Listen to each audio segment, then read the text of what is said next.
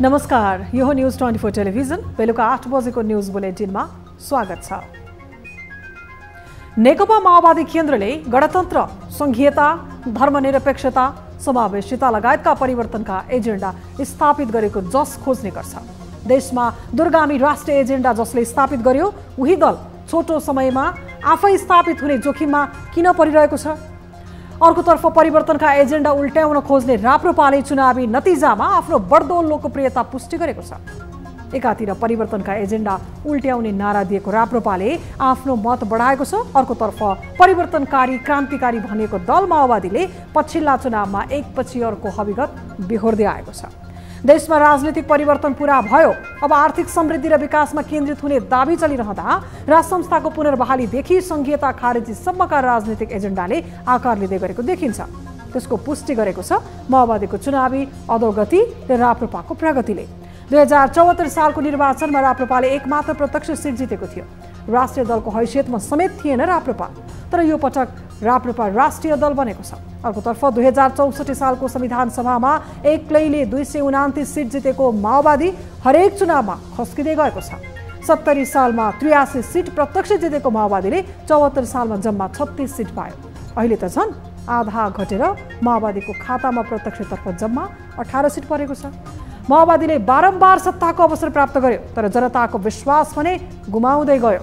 व्यवस्था प्रणाली संविधान जतिसुकै उन्नत भए पनि कार्यान्वयन पक्ष कमजोर भयो भने जस होइन अपजसको भागी बन्नुपर्छ भन्ने दृष्टान्त बनेको छ माओवादी।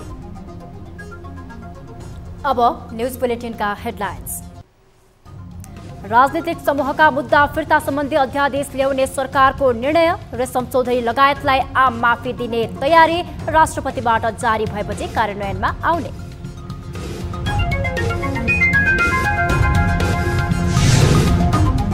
संघीय प्रणालीमाथि बढ्दो सङ्कट, प्रदेशका मुख्यमन्त्रीदेखि केन्द्रका शीर्ष नेताहरूको संघीयतामा असन्तोष, फाल्ने के राख्ने बहस झनझन उत्कर्षमा। कि प्रदेश चाहिन्छ भनेर जसले जति रटान गरे पनि प्रदेश चाहिँदैन भनेर तल सडकबाटै जनताले भनिन्छ।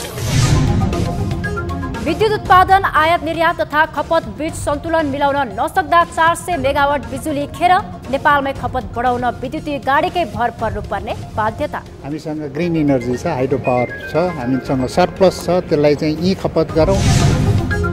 फिफा विश्वकप 2022 को सेमिफाइनल समीकरण पूरा, क्रोएसिया र मोरोक्को इतिहास रच्ने दाउमा, तेस्रो पटक उपाधि जित्ने अर्जेन्टिना र फ्रान्सको होडबाजी।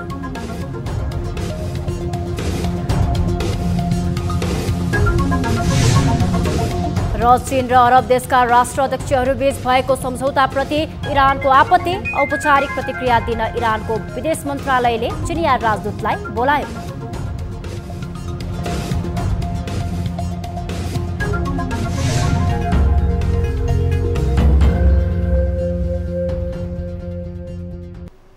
हामी निरन्तर न्यूजमा छौं। सरकारले राजनीतिक समूहमा आबद्ध रही विभिन्न कसुरमा दोषी ठहर भएका र अभियोग लागेकाहरूको रिहाई लक्षित गरी अध्यादेश ल्याउने निर्णय गरेको छ। आइतबारको मन्त्री परिषद बैठकले मुलुकी अपराध संहिताको दफा 116 मा संशोधन गर्न अध्यादेश ल्याउने निर्णय गरेको हो। यो अध्यादेश राजनीतिमा आबद्ध कैदीबन्दीको रिहाई लक्षित रहनेछ। विशेष गरी टिकापुर घटनामा जन्मकैदको सजाय भुक्तान गरिरहेका रेशमलाल चौधरीलाई छुटाउन अध्यादेश ल्याएको टिप्पणी भइरहेको छ। चौधरी संरक्षक रहेको नागरिक उन्मुक्ति पार्टीले बन्दी रिहा गरे सरकारमा सहभागी हुन तयार रहेको भन्दै सत्ता गठबन्धनसँग छलफल थालेपछि यस्तो निर्णय गरिएको हो। यद्यपि यस्तो अध्यादेशले सीके राउत नेतृत्वको जनमत पार्टीका नेता कार्यकर्ता र नेत्रविक्रम चन्द विप्लव नेतृत्वको नेकपाका नेता कार्यकर्ता लगायतलाई राहत हुने अपेक्षा गरिएको छ। सरकारले अध्यादेश ल्याउने निर्णय गरे पनि राष्ट्रपति विद्यादेवी भण्डारीबाट प्रमाणीकरण भयो भने मात्रै यो कानुनको रूपमा लागू हुन्छ। तर चौधरीको हकमा भने अदालतको निर्णय पनि महत्त्वपूर्ण हुनेछ। निर्वाचन आयोगले समानुपातिक निर्वाचन प्रणालीको बन्द सूचीको विवरण सच्याउनका लागि दलहरूलाई सोमबारसम्मको समय दिएको छ। आयोगले त्रुटि गरेर समानुपातिक उम्मेद्वारहरूको नाम पठाउने राजनीतिक दलहरूलाई त्रुटि सच्याएर पुनः विवरण पठाउनका लागि सोमबार दिउँसो 4 बजेसम्मका लागि समय दिएको हो। प्रतिनिधि सभा अन्तर्गत दलहरूले बुझाएको समानुपातिक उम्मेद्वारहरूको विवरणमा सच्याउनु पर्ने अवस्था नभएको निर्वाचन आयोगको समानुपातिक निर्वाचन प्रणाली अन्तर्गतका प्रवक्ता गुरुप्रसाद वाग्लेले बताएका छन्। केही राजनैतिक दलहरूले प्रदेश सभाका लागि पठाएको समानुपातिक उम्मेद्वारको विवरणमा भने त्रुटि देखिएकाले सो विवरण सच्याएर आयोगमा पठाउनका लागि राजनैतिक दलहरूलाई पत्रचार गरिएको उनले बताए। आयोगले दलहरूबाट त्रुटि सच्याएको विवरण प्राप्त गरेपछि उम्मेद्वारहरूलाई निर्वाचित घोषणा गर्ने र प्रमाणपत्र वितरण गर्नेछ।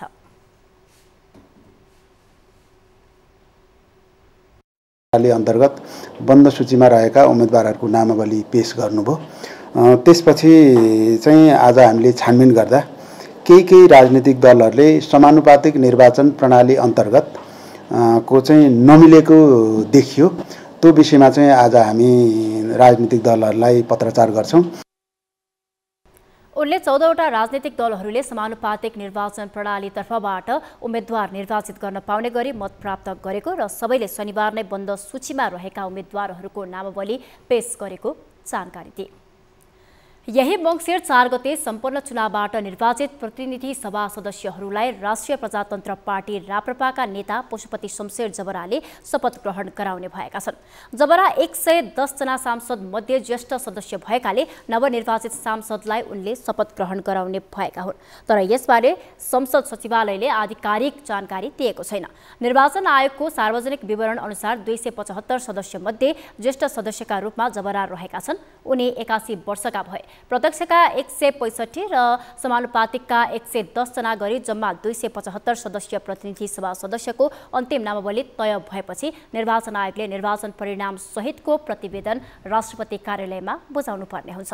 यस्तै आयोगले संघीय संसद सचिवालयमा पनि निर्वाचित सांसदहरूको विवरण पठाउनेछ।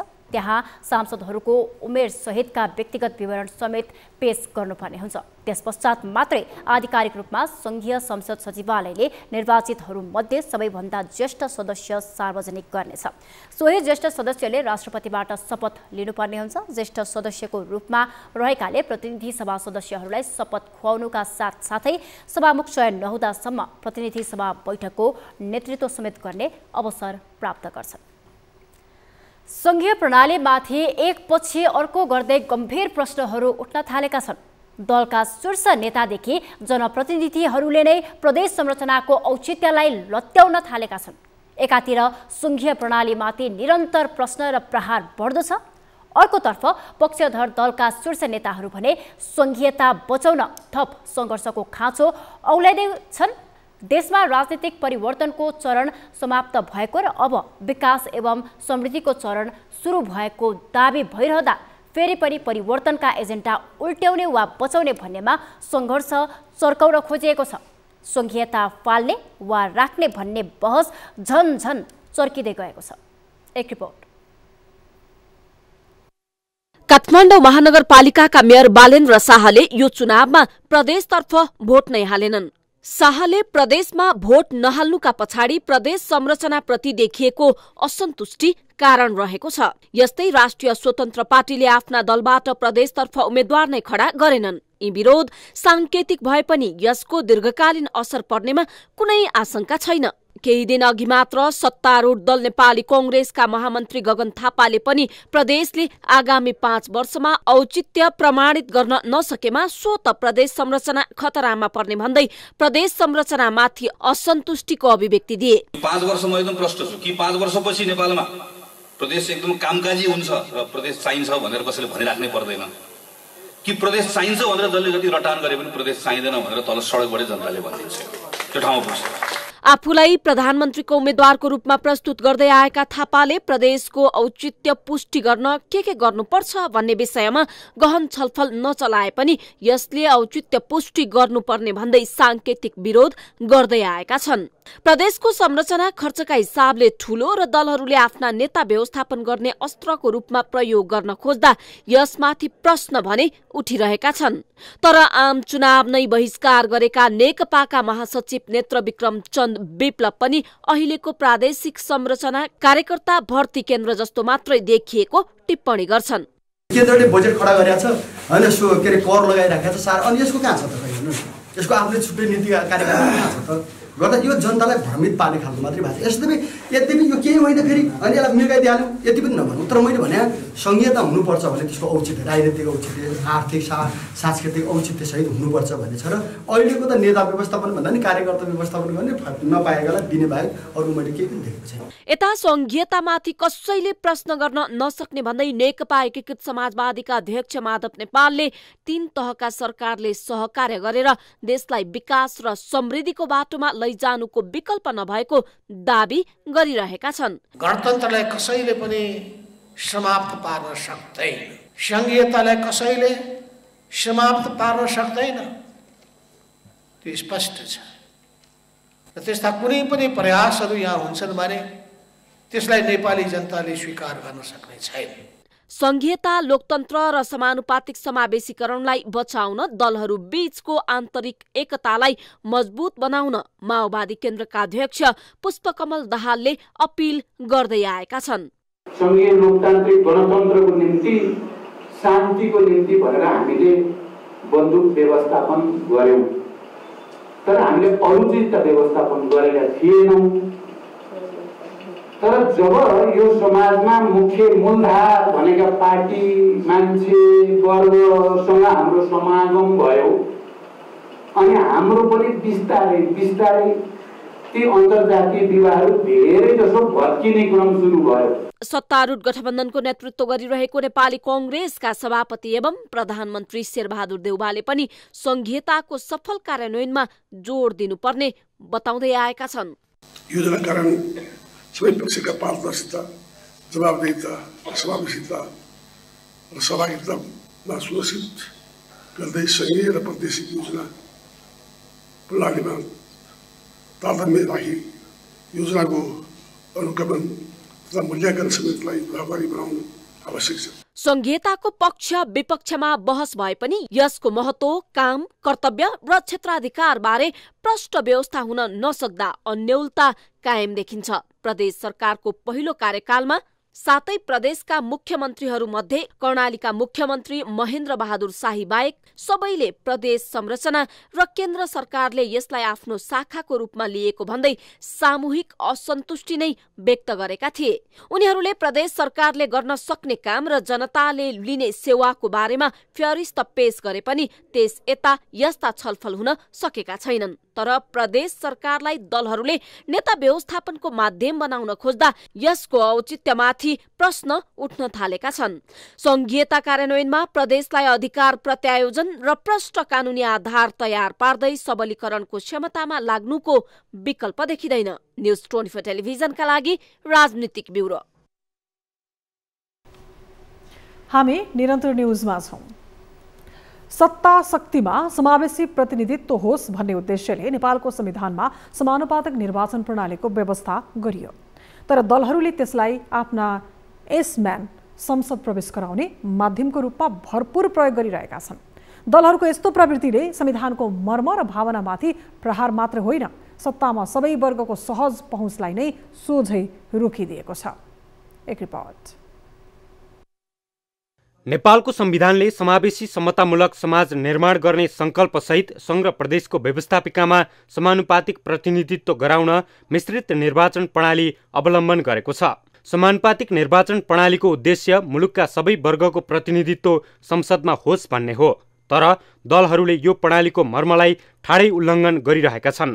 उनीहरूले आफ्ना आफन्त, आसेपासे र पार्टीभित्रका प्रभावशाली नेताहरूको व्यवस्थापन गर्ने माध्यमका रूपमा समानुपातिक प्रणालीलाई प्रयोगमा ल्याइरहेका छन्। सुरुमा लिनु पर्थ्यो, तिम्रो के छ भने प्रश्न 1, 2, 3, 4 गरेर हुन्थ्यो भने राखिदिए भए पहिले दलित आउँथ्यो या पहिले मुस्लिम आउँथ्यो, पहिले मधेसी आउँथ्यो कि खस आउँथ्यो, गर्नु पर्दैन थियो। त जान हामीले के गर्यो भने हाम्रो अब राजनीतिक दलको यो बेइमानी थियो। किनभने कि निष्पक्ष निर्वाचन नगराउने, आफ्नो मान्छे राख्ने, त्यस्तो गरेको हो लाग्छ। सत्ताको प्रमुख दल नेपाली कांग्रेसले निर्वाचन आयोगमा पुर्याएको नामावलीमा प्रधानमन्त्री शेरबहादुर देउवा पत्नी आर्जु राणा, गृहमन्त्री बालकृष्ण खाँड पत्नी मन्जु खाँड, विमलेन्द्र निधि, प्रकाश शरण महत लगायतका प्रभावशाली नेताहरू देखिन्छन्। त्यस्तै नेकपा माओवादी केन्द्र, नेकपा एमाले, राष्ट्रिय प्रजातन्त्र पार्टी लगायतका दलहरूको समानुपातिक सांसदको सूचीमा पनि प्रभावशाली नेताहरूकै दबदबा देखिन्छ। त्यो वर्ग समूह पऱ्यो कि परेन, सङ्ख्या मिल्यो कि मिलेन, हामीले हेर्ने कुरा त्यही नै हो। र प्राथमिक अब हामीले यतिसम्म कि 1/3 महिला भने आज पुग्यो कि पुगेन, तर को पर्यो, कसका नजिक परे अथवा कसका टाढा परे, हामीले त्यसलाई त हेर्न मिलेन। हामी हेर्न सक्दैनौँ। हामीले त वर्ग समूह हेर्ने हो, क्लस्टर दिया छ, हामीलाई त कानुनी कुराहरू हेर्ने हो। समानुपातिकमा चयन यस्ता नेताहरूको लिस्टले समानुपातिक प्रणालीको मर्मको नै उपहास गरिरहेको छ। 2046 साल यताका हरेक परिवर्तनकारी आन्दोलनहरूमा समावेशीकरणलाई दलहरूले प्रमुख मुद्दा बनाए। अहिले पनि हरेक निर्वाचनमा उनीहरूले समावेशी सहभागिताको विषय जोडतोडका साथ उठाउने गर्दछन्, तर त्यसको कार्यान्वयनमा उनीहरूको उदासीनता हेरि नसक्नुको छ। समावेशी सिद्धान्तमाथिको यस्तो उदासीनताले यसको मर्ममाथि गहिरो प्रहार गरिरहेको प्रश्न छ।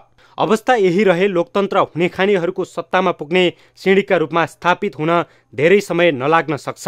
यसतर्फ सबै राजनीतिक दल र सम्बन्धित निकाय सचेत हुन आवश्यक देखिन्छ। न्युज 24 टेलिभिजनका लागि क्यामेरामा प्रभात थापाका साथमा टिभी जर्नलिस्ट शीतल रिजाल, काठमाडौँ। आफ्नो ओडालाई बजेट नछुट्याएको भन्दै कञ्चनपुरको भीमदत्त नगरपालिका ओडा नम्बर 18 का ओडा अध्यक्ष रविन्द्र प्रसाद देवकोटा नगरपालिका विरुद्ध सडकमै धरनामा बसेका छन्। गत आर्थिक वर्षमै बेसलाइन तयार भएका सडकको बजेट कटौती भएपछि अध्यक्षसहित स्थानीय पनि नगरपालिकाको विरोधमा उत्रिएको हो। बेस तयार भइसकेको सडकमा यो वर्ष कालोपत्रे नगर्दा सडकमा बिछ्याएको गिटी खेतमा जाने जोखिम रहेको अध्यक्ष देवकोटाको भनाइ छ।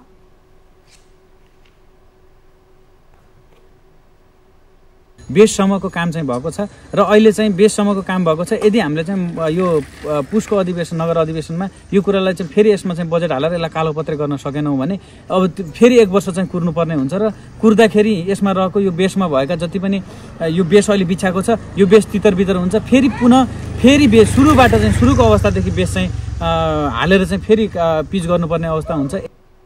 सडक निर्माणको काम अन्तिम चरणमा पुगेको जानकारी गराउँदा पनि नगरपालिकाले बेवास्ता गरेको देवकोटाको गुनासो छ। वडा अध्यक्षले नै धरना कसेपछि स्थानीयले पनि साथ दिएका हुन्। आफ्नो टोलको विकासको काममा नगरले बेवास्ता गरेको भन्दै स्थानीयले ऐक्यबद्धता जनाएका छन्। नगरपालिकाले प्रगति टोल, पत्थरपुर, गोबरैया, निम्मुखेडा, उल्टा खामपुल, खैरभट्टीदेखि शान्ति टोल जाने सडक र पुरानो स्वास्थ्य चौकीदेखि पूर्व जाने 6वटा सडकका सबै बजेट कटौती गरेको दाबी गरिएको छ। गोरखा र लमजुङको सीमा भई बगेको चेपे नदीमा निर्माणाधीन 7 मेगावाट क्षमताको चम्पादेवी जलविद्युत आयोजनाको कार्यालयमा स्थानीयले तोडफोड र आगजनी गरेका छन्। आयोजनामा पानी लैजाँदा आफूहरूको खेतमा सिँचाइ गर्न नपाइने भन्दै स्थानीय किसानहरूले गोरखाको सिरानचोक गाउँपालिका वडा नम्बर 2 मा रहेको आयोजनाको कार्यालयमा तोडफोड र आगजनी गरेका हुन्। राइना स्टार सिँचाइको बाद भन्दा माथि नै आयोजनाको पानीको निकास गरिनुपर्ने माग किसानहरूको छ। राइना स्टार सिँचाइ भन्दा माथिबाट मात्रै पानी लैजाने हो भने मात्रै आफूहरूको खेतमा सिँचाइ गर्न सकिने, अन्यथा झन्डै 1200 हेक्टर खेत सुक्खा लाग्ने उनीहरूको भनाइ छ। राइना स्टार सिँचाइको बाद भन्दा करिब 200 मिटर तल आयोजनाको पानीको निकास हुने भन्दै किसानहरू आन्दोलित बनेका हुन्। आयोजनाले भने राइना स्टार सिँचाइ भन्दा माथि नै पानीको निकास गरिने हुँदा खेत सिँचाइमा प्रभाव नपर्ने बताउँदै आएको छ। 2049 सालदेखि राइना स्टार नहरबाट यहाँका खेतमा सिँचाइ हुँदै आएको छ। न्युजहरू अझै बाँकी छन्, अब पालो ब्रेकको।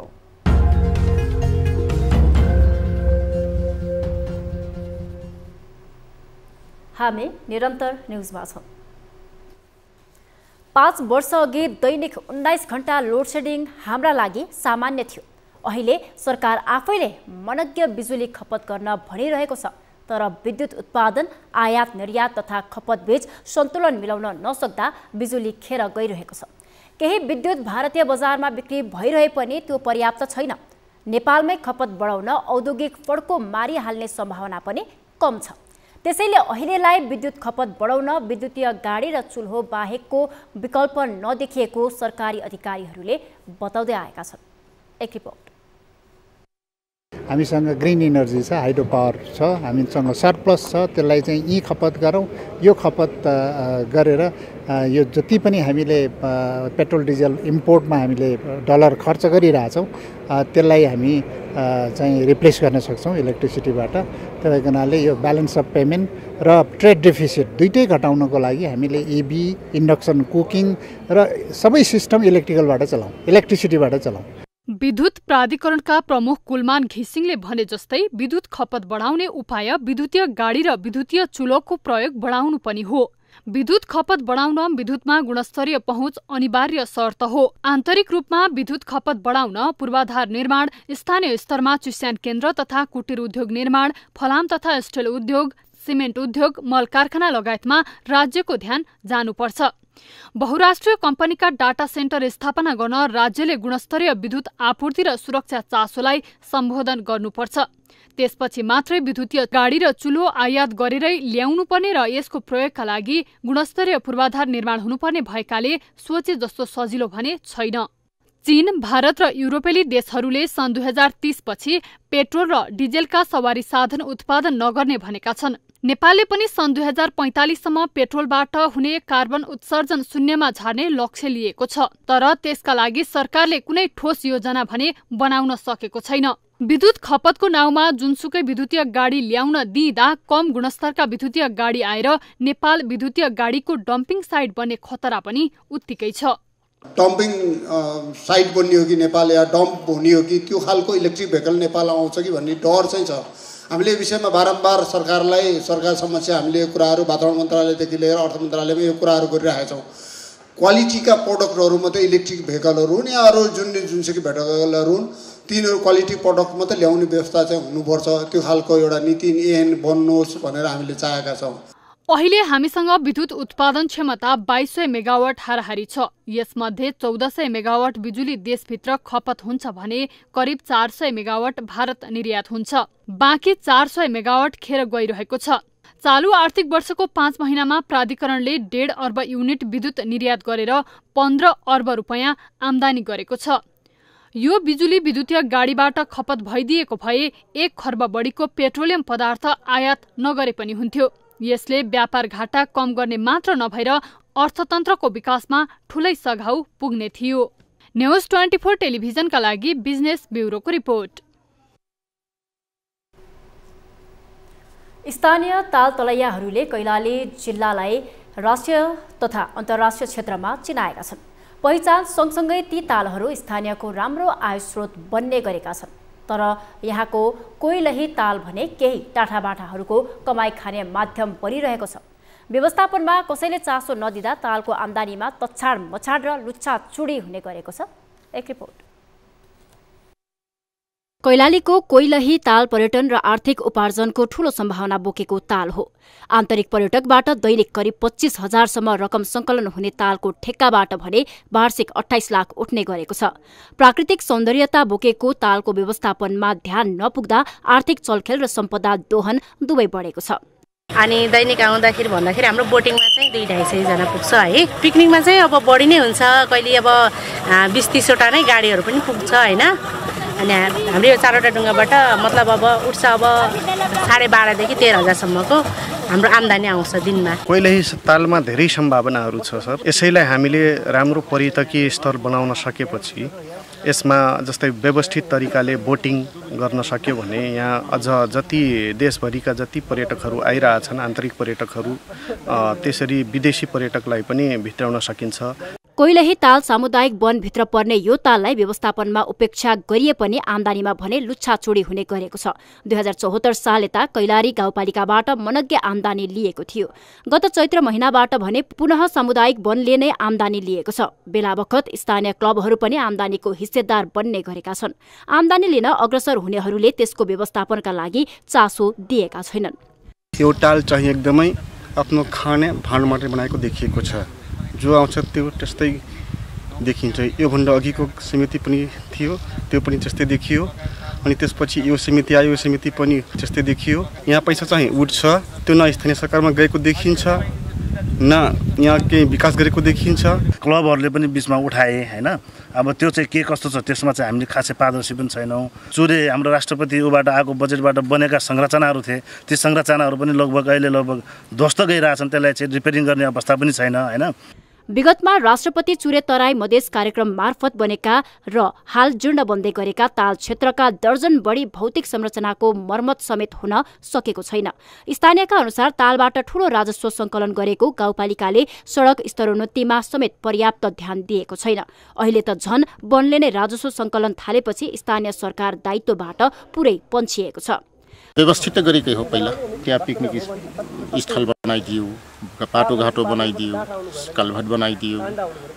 अब त्यहाँ बस्ने अब यिनीहरू चलाउनेवाला जुन छन् मनोमानी ढङ्गले चलाइराखेको छ। अब मैले त्यसमा त अब के भन्नु, अब चाहिँ व्यवस्थित रूपले बनाउने भन्ने हाम्रो कुरा कार्यपालिकामा चाहिँ। तालको आमदानी लिने होडबाजीका कारण वन कार्यालय र अख्तियार दुरुपयोगमा मुद्दा समेत परेको छ। सामुदायिक वनले आफूले तालको आमदानी लिन पाउनुपर्ने माग गर्दै गाउँपालिकालाई विपक्षी बनाएर उजुरी दिएको हो। वनको तालमा हस्तक्षेप नगर्न वन कार्यालयले गाउँपालिकालाई पत्रचार समेत गरेको छ। वन ऐन 2006 अनुसार वन क्षेत्रभित्रका तालहरूमा व्यावसायिक माछा पालन गर्न बन्देज गरिएको छ। तर सामुदायिक वनले 1 वर्षका लागि माछा पालन गर्न 28 लाखमा ठेक्का दिएको छ। न्यूज 24 टेलिभिजनका लागि कैलालीबाट टिभी जर्नलिस्ट लोकुसिंह ठकुरी र खेम ढुङ्गानाको रिपोर्ट। हामी निरन्तर न्यूजमा छौं। हिंसा महिला र पुरुष बीच असमान शक्ति र सम्बन्धको परिणाम स्वरूप सिर्जित आपराधिक कृत्य मात्र नभई मानवाधिकारको घोर उल्लङ्घन पनि हो। यो अन्तर्राष्ट्रिय समुदायको सरोकारको विषय पनि हो। पुरुष, महिला वा तेस्रो लिङ्गी जो कोही माथि पनि हिंसा हुने गर्छ। तर महिला माथिका हिंसाको ग्राफ नेपालमा उच्च छ। यस्ता हिंसा न्यूनीकरणका लागि विगतदेखि नै अभियान नै चल्दै आए पनि हिंसाको ग्राफमा भने कमी आएको छैन। एक रिपोर्ट।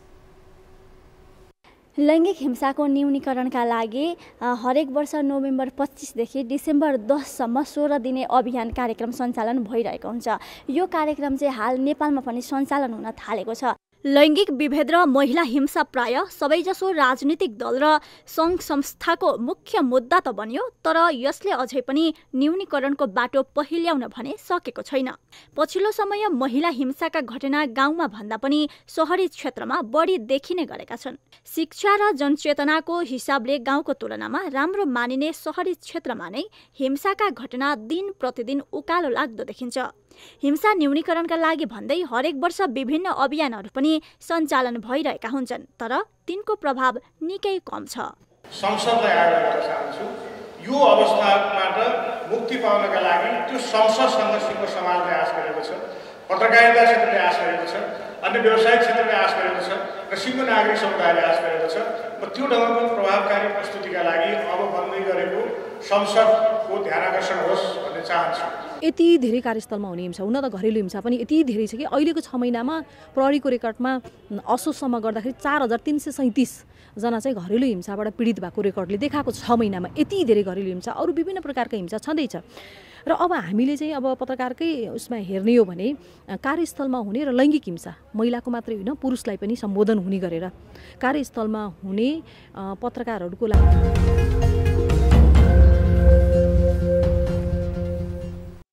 निरन्तर न्यूजमा छौं। अब वेदर अपडेट।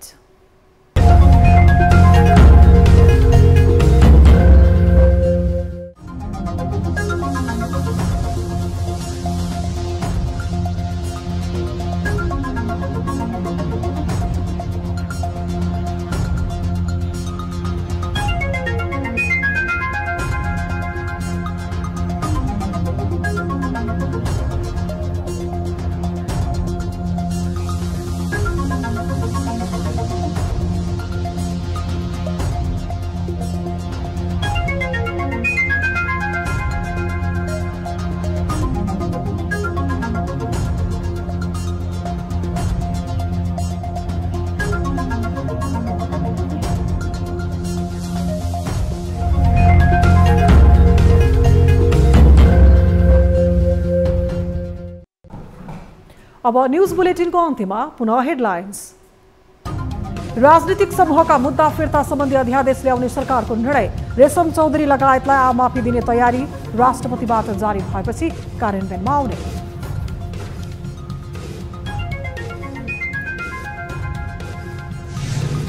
संघीय प्रणालीमाथि बढ्दो सङ्कट। प्रदेशका मुख्यमन्त्रीदेखि केन्द्रका शीर्ष नेताहरूको संघीयतामा असन्तोष।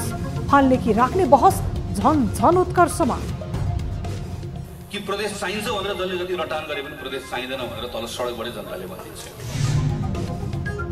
विद्युत उत्पादन, आयात, निर्यात तथा खपत बीच सन्तुलन मिलाउन नसक्दा 400 मेगावाट बिजुली खेर नेपालमै खपत बढाउन विद्युतीय गाडीकै भर पर्नुपर्ने बाध्यता। हामीसँग ग्रिन इनर्जी छ, हाइड्रो पावर छ, हामीसँग सरप्लस छ, त्यसलाई चाहिँ यी खपत गरौँ। फिफा विश्वकप 2022 को सेमिफाइनल समीकरण पूरा। क्रोएसिया र मोरोको इतिहास रच्ने दाउमा तेस्रो पटक उपाधि जित्ने अर्जेन्टिना र फ्रान्सको होडबाजी।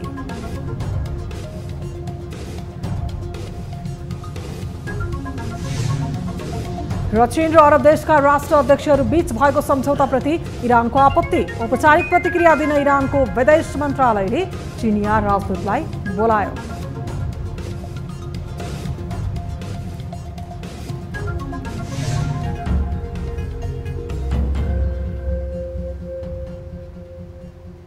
बेलुका 8 बजेको न्युज बुलेटिन अहिलेलाई यति नै। जाँदा जाँदै ताली र गालीका लागि हामीले सोधेको प्रश्नको अन्तिम नतिजा, यसपछि प्रसारण हुने कार्यक्रम सीधा कुरा जनतासँगमा हेर्न नभुल्नुहोला। थप न्युजका लागि हाम्रो वेबसाइट www.news24nepal.com हेर्नुहोला। साथै हामीलाई फेसबुक, ट्विटर र युट्युबमा पनि फलो गर्न सक्नुहुनेछ। यस्तै मोबाइल फाइबर र इमेलबाट 24 हेल्प डेस्कमा समस्याहरू गुनासो गर्न सक्नुहुनेछ। अहिलेलाई बिदा दिनुहोस्। हामी निरन्तर न्युजमा छौँ। नमस्ते।